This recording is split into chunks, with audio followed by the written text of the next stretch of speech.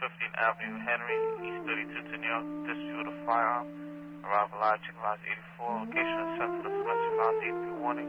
Need use of back 6-7 boy. David 1, Sherman Bone. 4 arrival live. Sergeant Red. 7 David 2, Sherman back. 4 arrival live. 1 boy. 1 boy. Just try to call back. The body says that it's a third party caller. From? Boy 84. 53. Doesn't know the exact address. He's on the corner of Avenue J in Flatbush. Central. Send that to the different precinct. Send it where? This understated brutalist brick cube nestled behind the Manhattan Municipal Building is the current headquarters of the New York City Police. But it is also the fossil record from a time when the city and the nation were in the midst of a profound political change. The commission for the building at 1 Police Plaza was granted to architecture firm Grusin and Partners in 1958. But plans for the project stalled for many years as they were kicked around through the terms of 2 mayors and 6 police commissioners. It was not until Mayor John Lindsay was elected in 1965 that the project finally broke ground. I'm John Lindsay. I was born in New York City and I've lived here all my life. And I'm running for mayor because I know that our city is in a crisis. Everyone knows the facts about crime, schools, safety, air pollution, water pollution, transportation, and all the rest. But the worst thing of all is the feeling of apathy and indifference that exists among our people. The shrug of the shoulders as if it doesn't make any difference and we can't do better. New York can do better.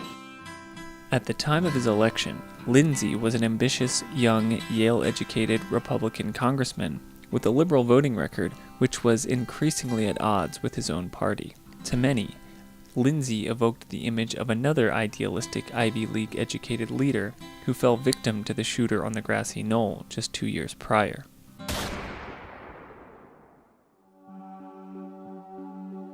The voters of New York City hoped that Lindsay might succeed, where a gunman had robbed Kennedy of the chance. In a column for the New Republic, Murray Kempton wrote of Lindsay, quote, "He is fresh and everyone else is tired." This became the de facto slogan of Lindsay's campaign against National Review editor William F. Buckley and Democratic challenger Abraham Beame. Yet despite public optimism, Lindsay's tenure at the helm of the city would prove to be just as tumultuous, if not as deadly, as Mr. Kennedy's turn at the White House.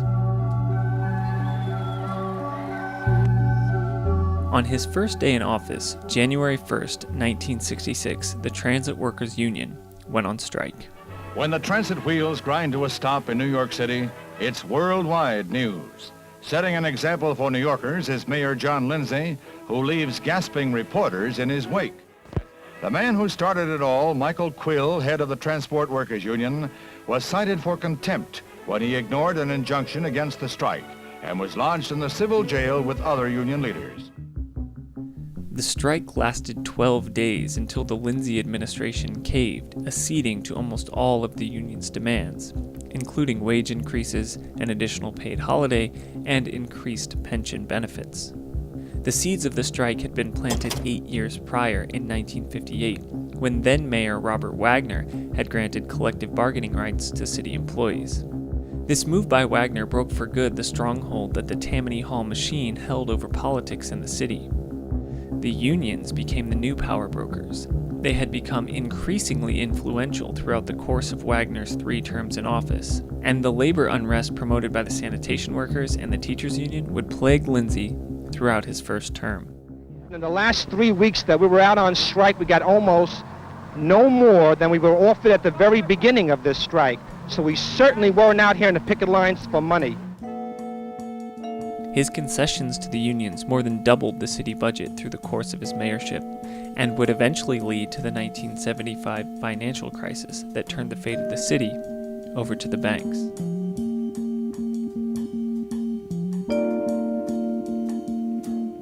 Six days into his reign as mayor in the midst of the transit strike, Lindsay called for a full report on the progress of construction on the new police headquarters. And in 1968, the project finally broke ground in the midst of another strike, this time by the United Federation of Teachers, which shut down New York City public schools for nearly 2 months, while at the same time student revolts at Columbia University had seized the campus and a 9-day sanitation workers' strike left festering mounds of garbage lining the city's streets. You can't go down no one avenue without seeing nothing but garbage and rats. I've been in this country for 50 years, and I never seen nothing like it. It's really terrible. It's a mess. I would like to see somebody do something because it don't make no sense to have all this stuff piled up like this. Lindsay later called the last 6 months of 1968 the worst of his public life.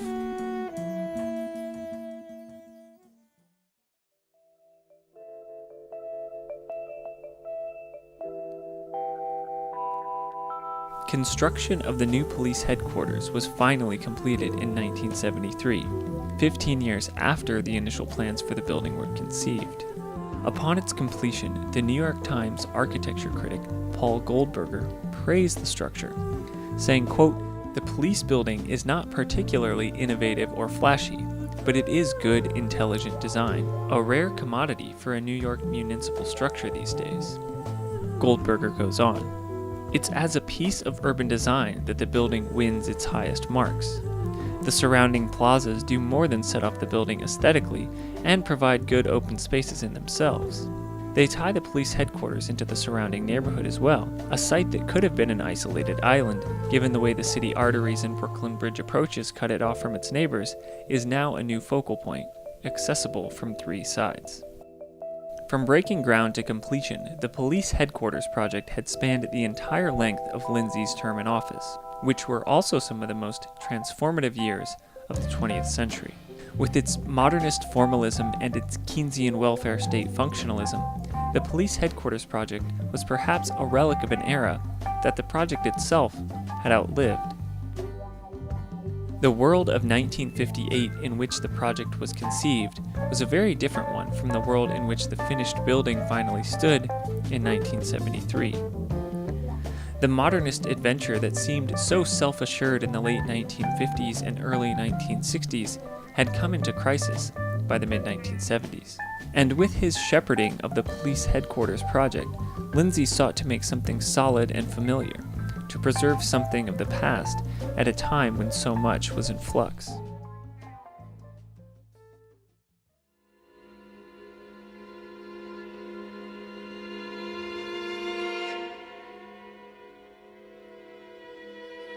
The shift in the political landscape of the 1960s in America saw the transformation of the civil rights movement into a radical, revolutionary force known as the New Left, led by groups like the Students for Democratic Society and the Black Panthers. But the revolutionary fervor quickly disintegrated into violence, disorientation, and demoralization. The assassination of Martin Luther King in 1968, the murder of Black Panther leader Fred Hampton in Chicago in 1969, the death of 3 members of the Weather Underground in New York City's own Greenwich Village in 1970, all these served as decisive blows to the nascent revolutionary movement. And by 1973, the politics of the New Left had lost its radical character and had instead been incorporated into a shift in mainstream politics that left Lindsay questioning his own party. And once again, we are going to have to answer the basic question of whether we want a government of the comfortable or a government of the concerned. In 1972, near the end of his second term in the mayor's office, Lindsay launched a bid for the White House. He ended his lifelong affiliation with the Republican Party by registering as a Democrat. This morning at Gracie Mansion, Mrs. Lindsay and I enrolled in the Democratic Party. In a sense, this step recognizes the failure of 20 years in progressive Republican politics. In another sense, it represents a renewed decision to fight for new national leadership. For my part, I will start now to help build this new coalition. Whether this means I'll run for president, I do not know. But it does mean that I am firmly committed to take an active part in 1972 to bring about new national leadership. Lindsay lost the bid for the Democratic Party nomination to George McGovern, who had built a new electoral coalition consisting of women, youth, and blacks, which represented a shift in the electoral strategy of the Democratic Party, away from the labor politics of the New Deal coalition and towards a courting of identity groups. McGovern ultimately lost to Richard Nixon in the general election, but the electoral strategy that McGovern's campaign conceived would eventually bear fruit in the 1990s with the election of Bill Clinton, who was a McGovern campaign staffer along with his future wife Hillary.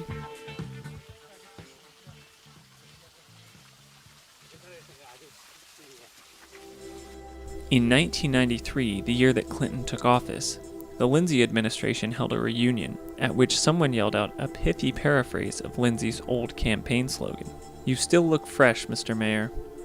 "Not true," Lindsay bluntly replied. "We are tired, and everyone else is dead."